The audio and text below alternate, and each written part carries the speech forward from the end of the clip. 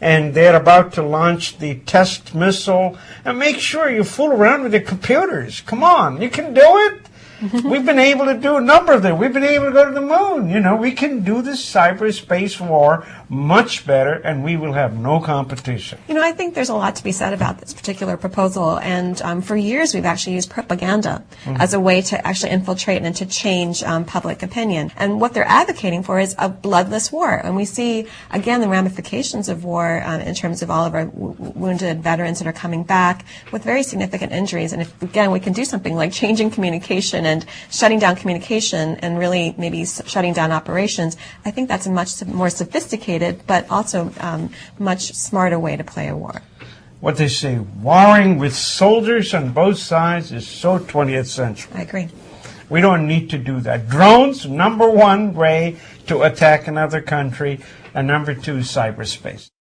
India is a land of paradoxes. On the one hand, women have shattered the glass ceiling and have occupied positions of extreme power. For example, Sonia Gandhi is head of the Congress Party and is a very powerful politician. We know that the president of India is a woman, the foreign secretary is a woman, and even the head of the railroads and transportation is now a woman. On the other hand, the average working woman finds themselves a lot of obstacles and challenges. That includes a lot of harassment and teasing by males. And the problem of harassment on women on commuter trains in India is so persistent that India has actually unveiled a plan to now have women-only trains. And what they've done in a pilot program, which they've dubbed the Ladies Special, is to create 8 commuter trains for women in 4 of the major cities, which is New Delhi, Mumbai, Chennai, and Calcutta. And in these women-only trains tend to be much cleaner trains. They have padded cushions, and males are just not allowed. Now, the males have been a little annoyed about this, and some of these particular women trains have come on and tried to harass women or tried to urinate in the trains and whatever else. But the women really enjoy this because they find that when they're otherwise commuting in their daily life, that they're picked at, they're pushed at, they're groped, and they really find that very challenging. Now, I think this concept of ladies' specials is certainly a very good one for working women in India, and it makes their commuting much easier, but it also brings up a lot of questions, like, is it such a masochistic society that women can't really go to work and are going to be teased and harassed so much? What do you think? Growing up there, I am aware of all of those things that you said, including groping. Yes. And yes, it will be a good idea to have some separate trains, but that should not be the society in itself. I think the society needs to be taught a little bit more to respect women. I think that is where we are at right now. But do you think it's actually subtle discrimination against working women, and that it's a very traditional and patriarchal society, and men maybe have some biases against women going into the workforce? Is that part of what's going on and why they're harassed? I am of the opinion that sometimes you have to have the separation. For instance, if you have a single-sex school, they tend to do better than if you mix it up. And it sometimes is just a peer pressure or not taking things seriously.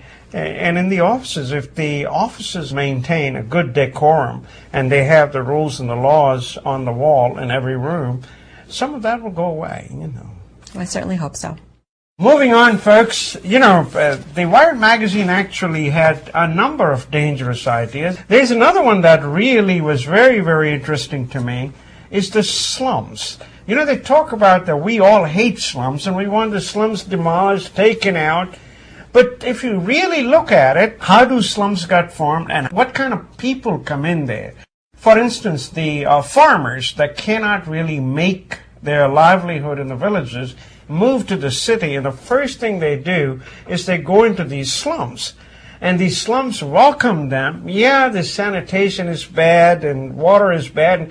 So what happens is everybody's trying to then do better for themselves and actually get out of those slums. So you have a whole spectrum of life in that slums that need to be actually encouraged and not discouraged.